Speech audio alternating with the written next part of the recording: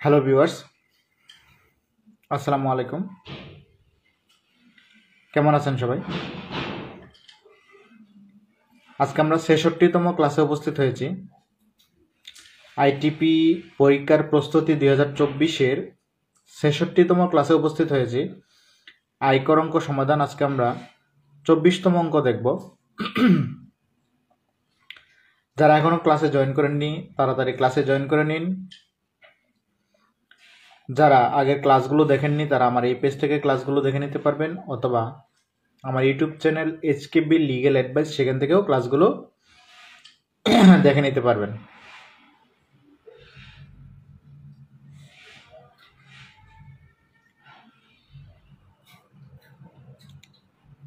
আজকে আমরা দেখব একটি বেসরকারি হাসপাতালের একজন চিকিৎসকের আয় ও কর পরিগণনা। একটি বেসরকারি হাসপাতালের চিকিৎসকের আয় ও কর পরিগণনা। কে কোথা থেকে দেখছেন অবশ্যই কমেন্ট করে জানাবেন। আমরা মূল আলোচনায় ফিরে যাব। ওয়ালাইকুম সালাম সামিরা শামো, কেমন আছেন আপনি?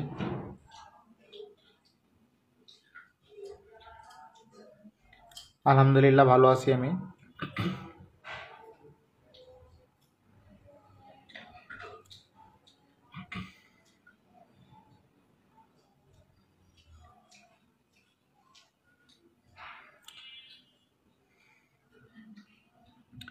আমরা মূল আলোচনায় ফিরে যাব।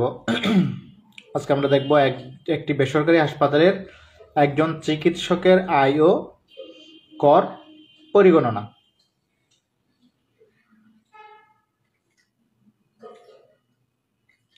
অবশ্যই পাবেন।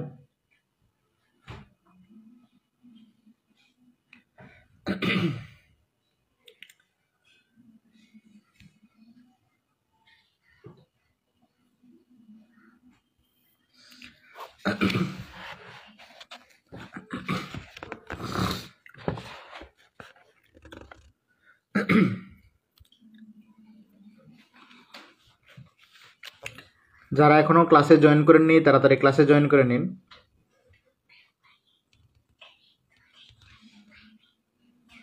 জনাব কামরুল ইসলাম একটি বেসরকারি হাসপাতালের একজন চিকিৎসক। 2024 সালের 23শে জুন তার মূল বেতন মাসিক 60,000 টাকা, বাড়ি ভাড়া 30,000 টাকা, চিকিৎসা ভাতা মাসিক 5,000 টাকা, উৎসব বোনাস আমরা জানি 2টি, মূল বেতনের সমমান। ভবিষ্যৎ স্বীকৃত তহবিলে তিনি প্রতি মাসে 6,000 টাকা জমা করেন। তার নিয়োগকর্তাও তার সমপরিমাণ টাকা জমা দিয়েছেন। Doctor Kamrul Hasan private practice করেন। তিনি প্রতিদিন গড়ে 10 জন রোগী নতুন এবং 30 জন রোগী পুরাতন দেখেন। নতুন রোগীর ফি 900 টাকা এবং পুরাতন রোগীর ফি 600 টাকা। তিনি বছরে 300 দিন রোগী দেখেন।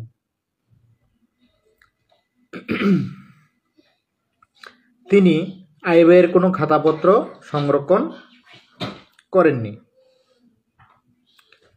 তিনি তার মালিকানাধীন একটি বাড়ি থেকে বাৎসরিক ভাড়া পান 3,60,000 টাকা।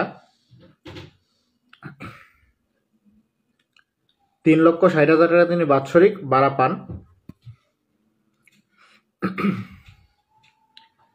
তিনি পাবলিক লিমিটেড কোম্পানি থেকে 10% উৎসেকর কর্তনের পর 1,21,500 টাকা লভ্যাংশ পান।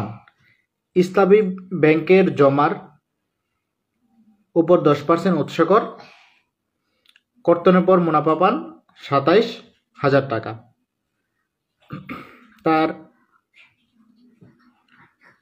তফসিলি ব্যাংকে ডিপোজিট পেনশন স্কিমে মাসিক 6,000 টাকা জমা করেন এবং সঞ্চয়পত্র কিনেছেন 3 লক্ষ টাকা। কোম্পানির শেয়ার কিনেছেন 5 লক্ষ টাকা। উক্ত বছরে তিনি অগ্রিম কর বাবদ 3 লক্ষ টাকা প্রদান করেছেন। তার আয় কর নির্ণয় করতে হবে। আমরা দেখি অঙ্কটা একটু বড় কিন্তু সহজ, এরকম অঙ্ক পরীক্ষায় আসতে পারে। আইটিপি এক্সাম প্রস্তুতি 2024 এরকম অঙ্ক আসার সম্ভাবনা আছে।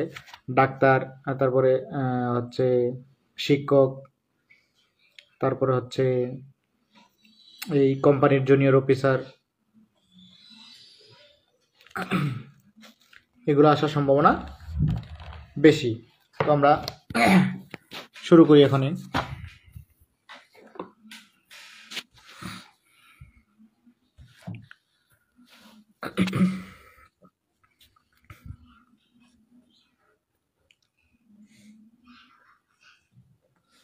কামরুল ইসলাম একজন ডাক্তার।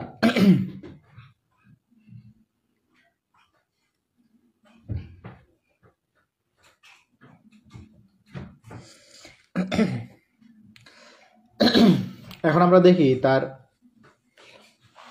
আগে আয় কত, তারপরে কর দেয়। তার মূল বেতন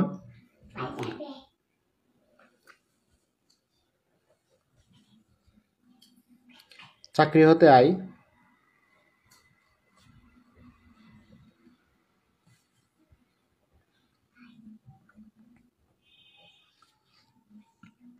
মূল বেতন তার 60,000 টাকা।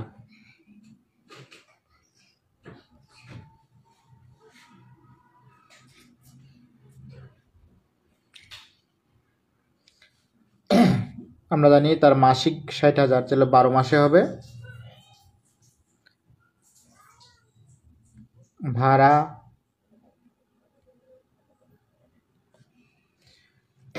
বাড়ি ভাড়া হচ্ছে 30,000 টাকা। এখানে 30,000 টাকা না বলে বলতে পারতো যে মূল বেতনের 50%, তাও বলতে পারতো। চিকিৎসা ভাতা,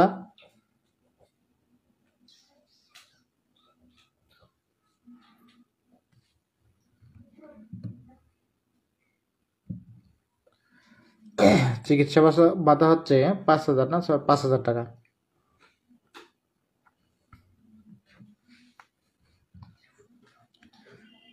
তারপরে আছে উৎসব বোনাস।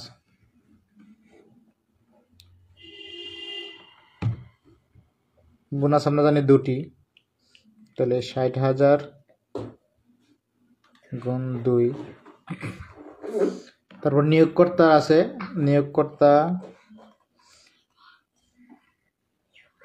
নিয়োগকর্তার দান আছে। বলছে যে সে যত টাকা জমা করে নিয়োগকর্তা সমপরিমাণ, সে 6,000 টাকা যেহেতু জমা করে, নিয়োগকর্তাও সেম টাকা জমা করবে। এখন দেখেন আমরা এটা গুণ করি, 6 বারং 72, 7,20,000। তারপরে আছে 3 বারং 36, 3,60,000। 5 বারং 60, শুধু 60,000। তারপরে উৎসব বোনাস দুটি, 60 দোকানে 120, 1,20,000। 6 দোকানে 6 বারং 72, 72,000 টাকা। এই হলো তার চাকরি হতে আয়।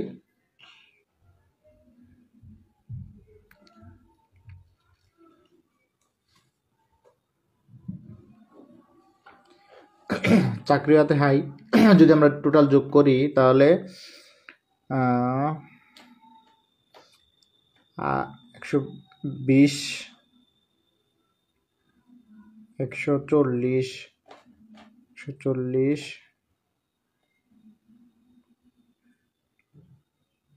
60,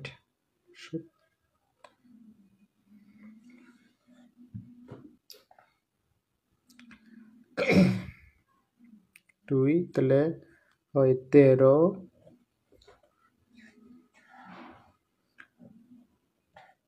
32। তার মোট চাকরি হতে আয় হচ্ছে এটা মোট। তাহলে বাদ যাবে আমরা জানি 1/3, যেহেতু বেসরকারি তিনি বলছে, 1/3 বা 4.5 লাখ টাকা, যেটা কম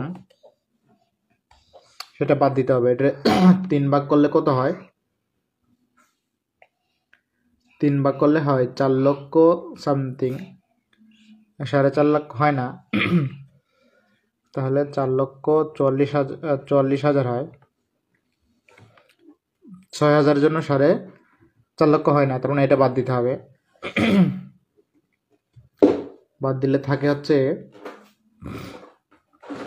8,88,000, 8,88,000 টাকা।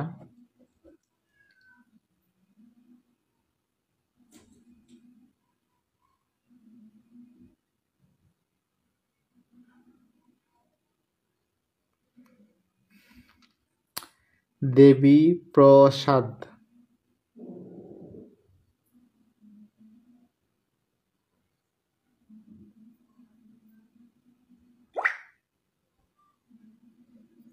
কি বলছেন ভাই? বুঝি নাই, একটু বুঝাই বলেন। দেবী প্রসাদ দাদা,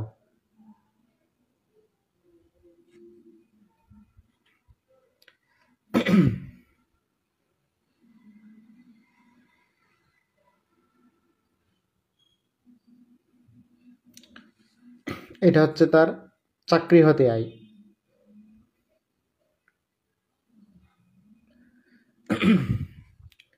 তার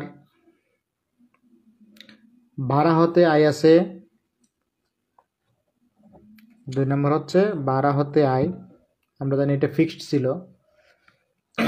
ভাড়া হতে আয় আছে 3,60,000।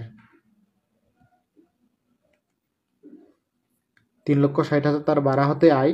আমরা জানি যদি আবাসিক হয় তাহলে 25%, আর বাণিজ্যিক হলে 15% মেরামত খরচ বাদ দেওয়া যায়। তাহলে এখানে যেহেতু বলা আছে আবাসিক, তাহলে 25% বাদ, বা রক্ষণাবেক্ষণ খরচ মিলায়, সব মিলায় বাদ যাবে 25%। 3,60,000-এর 25% কত হয়? 3,60,000-এর 25% হবে 90,000 টাকা।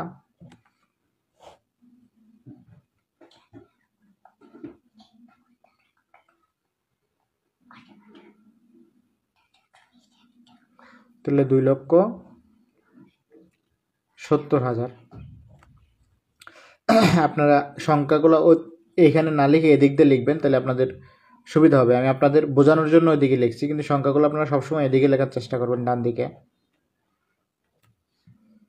2,70,000 এখানে না লিখে এখানে লেখার এখানেই লিখবেন, চেষ্টা করবেন কি এখানেই লিখবেন।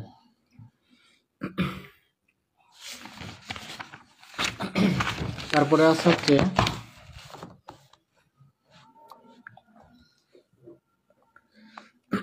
তার ভাড়া হতে আয় পেলাম, সে তো প্রাইভেট রোগী দেখে, সেটা এক ধরনের ব্যবসা। ব্যবসা হতে আয়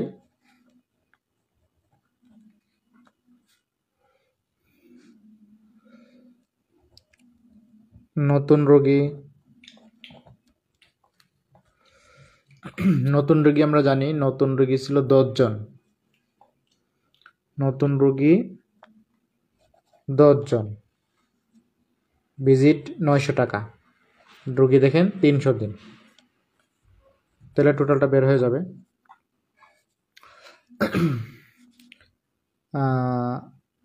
3 নং 27, তার মানে 27 লক্ষ টাকা।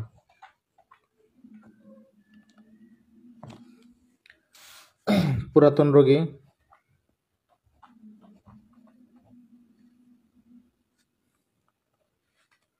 দেখে হচ্ছে 30 জন, পুরাতন রোগীর ভিজিট 600 টাকা, দেখে 300 দিন, তাহলে হবে 3 3 3 9, 6 নং 54।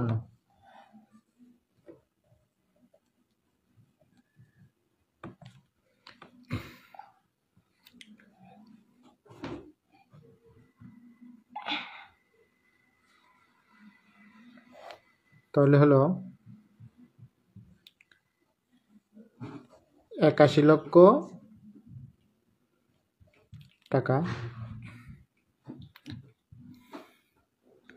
যেহেতু সেটা ব্যবসা, তাহলে বাদ দেওয়া যাবে হচ্ছে রক্ষণাবেক্ষণ খরচ। আমি বলছিলাম হিসাব রাখে না, 1/3 বাদ দেওয়া যাবে। 3/1 বাদ দেওয়া যাবে, তাহলে 3/1 হয় 27 লক্ষ টাকা। 27 লক্ষ টাকা হলে তাকে হচ্ছে 54 লক্ষ টাকা। তাকে হচ্ছে 54 লক্ষ টাকা। তারপরে তার আছে হচ্ছে পাবলিক লিমিটেড কোম্পানির লভ্যাংশ পায়, সেটা আর্থিক পরিসম্পদ হতে আয়।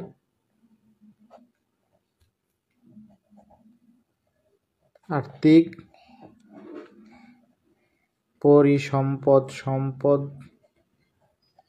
হতে আয়।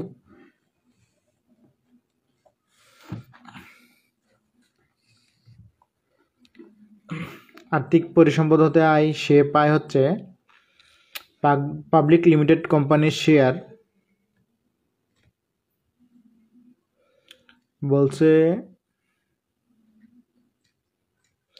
10% কর্তনের পরে তার 1,21,500 টাকা থাকে।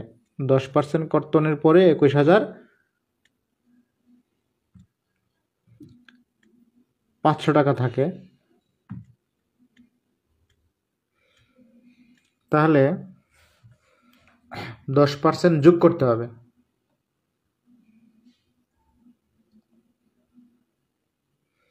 10% যোগ করলে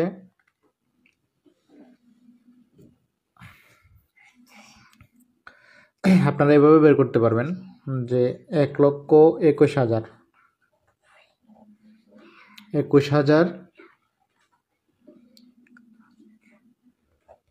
ভাগ 90 গুণ 100। এভাবে আপনারা এই নিয়মে বের করতে পারবেন। 10% যেহেতু বলছে 10% আমরা বাদ দিয়ে দিলাম, 90%, 90 ধরলাম। তো এখানে আপনারা যদি ক্যালকুলেশন করেন তাহলে 1,35,000 টাকা আসবে। সেটা আপনারা 10% বাদ দেওয়ার পরে যদি এটা হয় তাহলে 10% অ্যাড করতে হবে। তো 10% যদি অ্যাড করেন তাহলে এই নিয়মে আপনারা অ্যাড করতে পারবেন না, তবে আপনারা 10% যোগ করেও অ্যাড করতে পারবেন, সেটা আপনাদের ব্যাপার।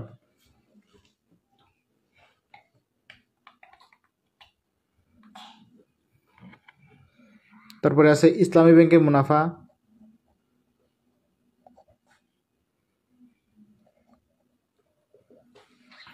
সেটা আমি পুরোটা লিখলাম না, 27,000 বলছে।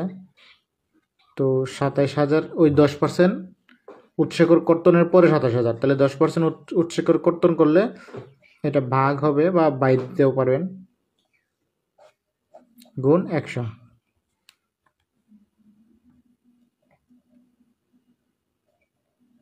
$30,000। সেখানে আমরা পেলাম 1,65,000।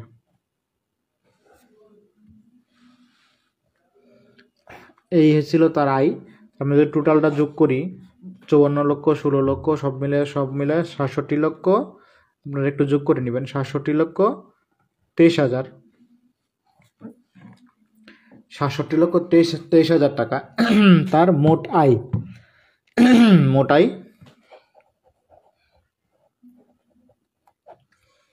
হচ্ছে 67,23,000 টাকা। এখন দেখেন, আমরা যদি প্রথম 3,50,000-এ 0%, পরবর্তী 1,00,000-এ 10%, পরবর্তী 4,00,000-এ 15%, পরবর্তী 5,00,000-এ 4,00,000, পরবর্তী 5,00,000-এ 20%, পরবর্তী 5% দেই নাই, তাহলে এখানে এটা হবে 5 5 10, এটা হবে 15। 5 লক্ষ কিন্তু দুইবার আসে, 20%। এবং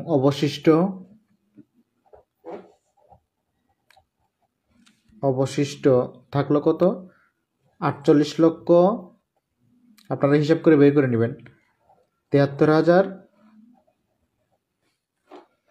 25%। এখন দেখেন কোনটাতে কত আসে। 5%-এ আমরা জানি 5,000, এগুলো তো মুখস্থ সবার। 10%-এ 40,000, 15%-এ 75,000, 20%-এ 1 লাখ। এই যে এখন 25%-এ 48,73,000-এর 25%-এ আপনারা একটু বের করে নেন, 12,18,250 যোগ করলে হয় 14,38,250। এটা হচ্ছে তার কর দায়, মোট কর দায়। এটা 14,38,250 টাকা।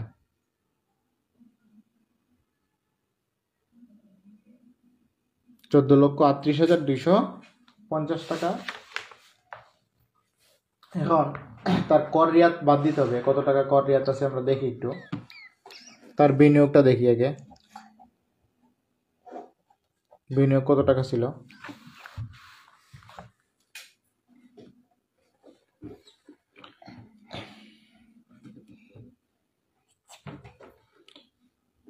ভবিষ্যৎ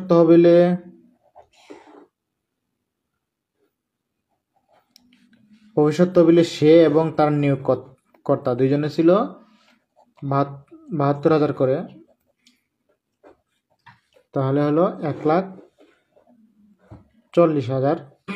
তারপরে ডিপোজিট ছিল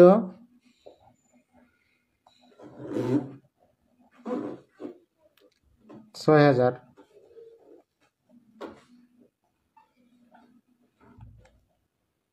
$72,000।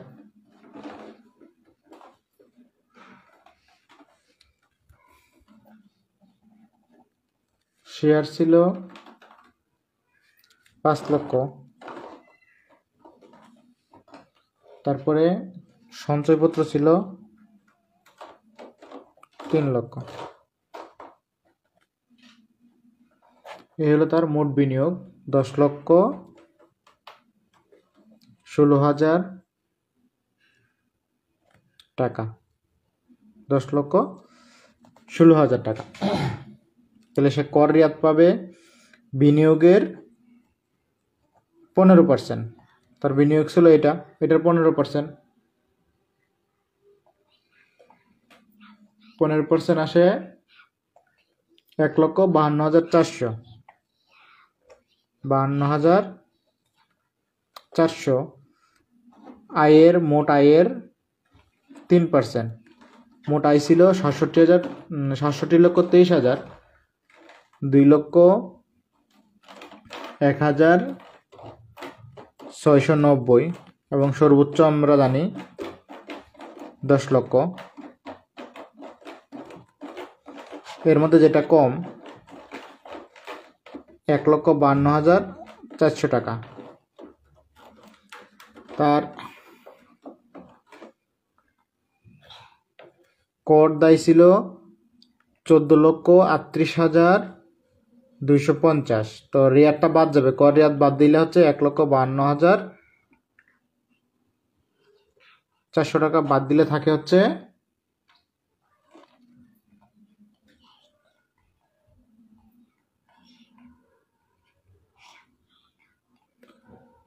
12,85,850। সে অগ্রিম কর প্রদান করেছিল হচ্ছে 3 লক্ষ টাকা।